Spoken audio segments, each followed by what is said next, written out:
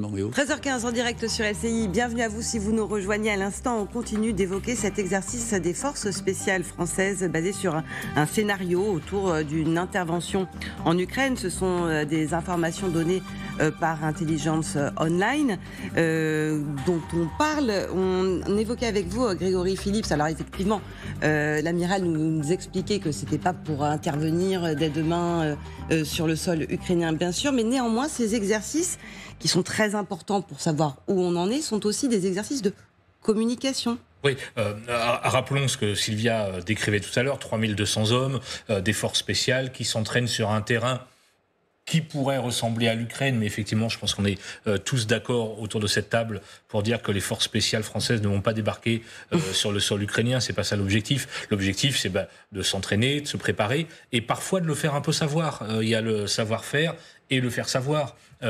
Ces opérations, ces exercices grandeur nature, c'est aussi un moyen de communiquer sur le plan géopolitique, de dire regardez, nous sommes aguerris, prêts à d'éventuelles opérations. Et Magali me faisait remarquer que l'OTAN, par exemple, mène de très grandes opérations, de très grands exercices absolument spectaculaires avec des milliers d'hommes, certes pour des raisons d'entraînement, mais aussi pour adresser un message au monde et un message géopolitique évidemment. Oui, avec le dernier scénario de l'OTAN où c'était justement une poussée russe qu'il était question d'essayer de stopper. Donc en fait, ces scénarios-là, ils sont en effet préparés et inventés en permanence par l'armée qui doit en permanence avoir un coup d'avance.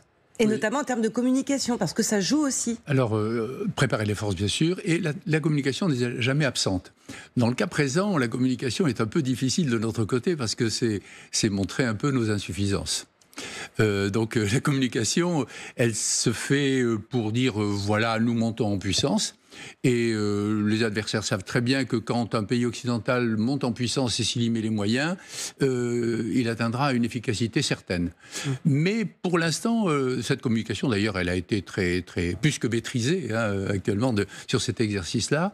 Sauf que lorsqu'on met en l'air des drones et qu'on met sur pied un exercice aussi complexe qui a eu lieu en Bretagne, d'après ce que j'en sais, il y a quand même toute une région qui sait qu'il ne va pas falloir voler, il va falloir faire attention aux diverses liaisons aériennes, etc. Donc la communication de ce côté-là me paraît pas être un objectif premier de l'exercice per se.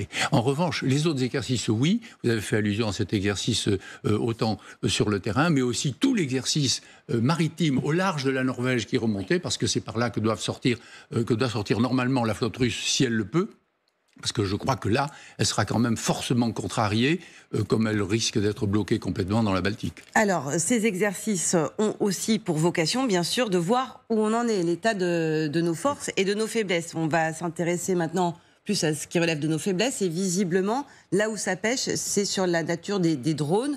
Des drones chinois dont on peut questionner la confidentialité, et puis un retard vraisemblablement dans ces petits drones avec de l'intelligence artificielle. Mais c'est un retard dont l'armée française a pleinement conscience, parce que justement, avec l'Ukraine, on a bien vu à quel point c'était essentiel de pouvoir aller voir ce qui se passait de l'autre côté de la ligne ennemie. Et on voit bien à quel point les Ukrainiens et les Russes en font un emploi qui est considérable.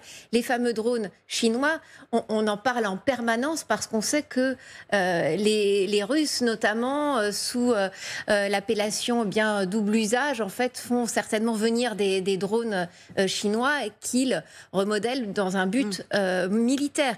Donc cette question des drones, ces manquements, ce n'est pas une surprise.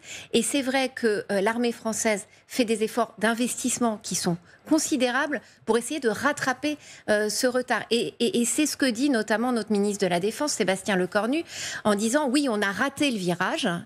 C'est une évidence et ça, c'est un constat qui est fait par les militaires français. Maintenant, la question, c'est de non pas même rattraper, mais faire un vrai saut technologique pour arriver déjà à la prochaine génération de drones. Et donc les militaires français, aidés des industriels français, travaillent à cette nouvelle génération de drones parce qu'on a bien conscience que ce sera essentiel dans une guerre future. Ce qui est une surprise, elle date d'il y a 3 ans. C'est que cette guerre est une guerre de drones. Enfin, on l'a appris le 24 février ou dans les semaines qui ont suivi après le déclenchement de l'opération militaire. En tout cas, nous, on l'a réalisé grâce effectivement à nos envoyés spéciaux qui, tous les jours, nous décrivent effectivement une guerre à base de drones plus ou moins techniques, hein, parfois des tout petits drones individuels, les fameux FPV. Et ça, pour le coup, c'est vrai qu'il faut s'adapter à cette réalité-là aussi. Avec quand même un avantage des armées occidentales, c'est que nous sommes très en avance sur la numérisation du champ de bataille. C'est-à-dire que les drones, ou quels que soient les engins qui seront utilisés, seront intégrés dans ce que nous appelons la numérisation du champ de bataille, c'est-à-dire avoir une connaissance digitalisée du terrain entier, que ce soit à moyen ou longue distance. Et ça va tout changer. Parce que les drones, vous y mettez l'intelligence artificielle, mais il y en a déjà dans ceux que nous utilisons. Et ça s'insérera d'une façon, pas automatique, mais extrêmement aisée. Au moins, c'est un point positif. Oui. Walter Bruyère-Hostels, est-ce que malgré tout, ce retard de la France vous semble inquiétant ? Inquiétant, je ne suis pas certain. Voilà, tout le monde a constaté ce retard.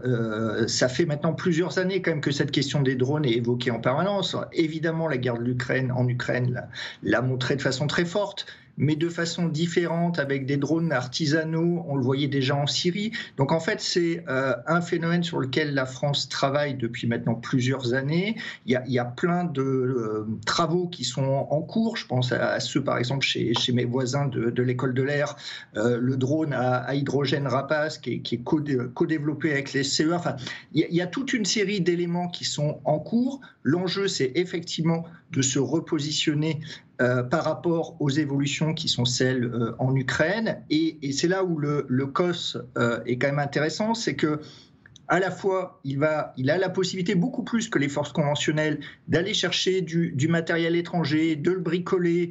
Je crois que c'est le terme qu'utilisait l'amiral tout à l'heure. Ils ont une cellule de recherche et développement qui leur est propre. Donc, voilà, il faut sans doute un petit peu de temps. Je ne dirais pas qu'on a à être inquiet, c'est un point d'attention et dans l'exercice maîtrisé de communication, je pense que ce n'est pas neutre. C'est de dire, voilà, on sait, et en même temps, c'est peut-être aussi une façon d'attirer l'attention de tous pour pouvoir mieux négocier des budgets sur ces questions-là.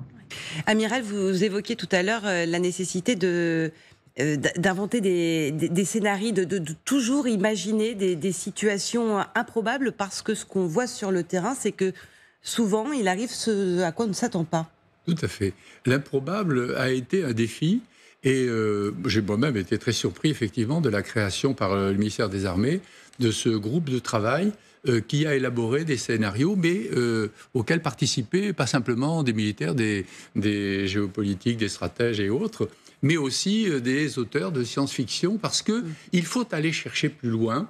Alors, à partir de quelques éléments, mais quelquefois ex nihilo, on voit de temps en temps d'ailleurs, dans la réalité actuelle, des choses qui étaient en science-fiction il y a 40 ou 50 ans, on se plaît d'ailleurs. Qui parfois dépassent même la fiction, comme le dit et dépassent la fiction, et puis on va très loin. Les drones, personne n'imaginait il y a 50 ans. Enfin, tout ça est fabuleux. Donc, il y a effectivement une recherche, une remise aussi